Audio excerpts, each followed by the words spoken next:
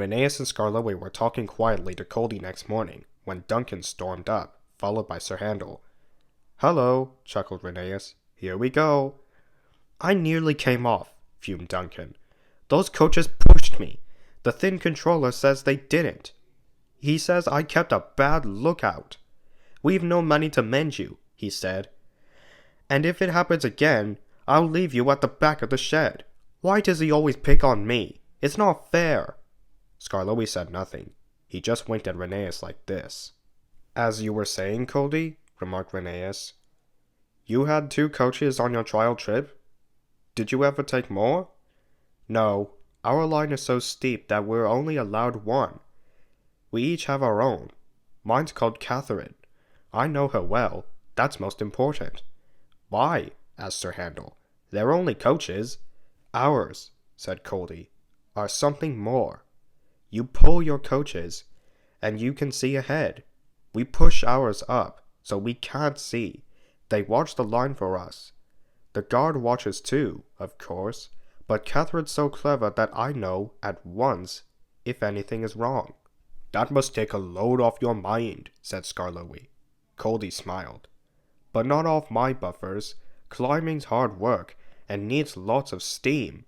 My firemen and I have a tiring time, coming down," he went on. "It's different. Catherine and I just roll. We need no steam for that." Sir Handel sighed nervously. "I should like that," he said. "With your automatic brakes, it sounds like a rest cure." "That," replied Coldy, "was just a mistake poor Godred made." "Who," asked the little engines, "is Godred?" "Godred was our number 1, and named after a king," Coldy replied. "Perhaps that went to his smoke box and made him conceited. He'd never keep a good lookout. He'd roll down the line looking anywhere but at the track. 'You'll have an accident,' I told him. 'Pooh,' he said. 'I've got automatic brakes, haven't I? And driver's got his air brake. What more do you want?' 'More sense for you,' I said. 'No engine can stop at once if he isn't ready to obey his driver's controls.'" "The first thing a young engine learns," agreed Skarloey.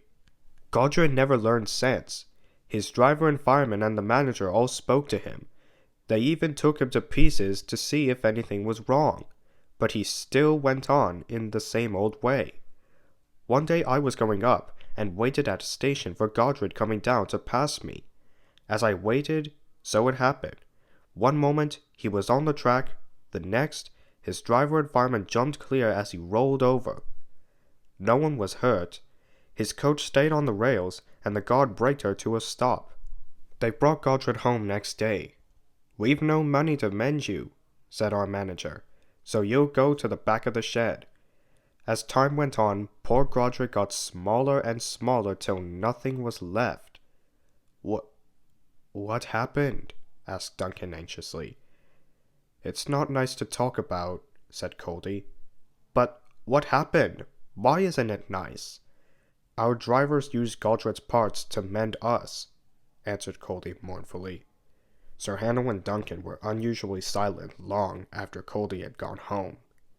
Neither Skarloey nor Rheneas ever mentioned that Coldy had made the story up.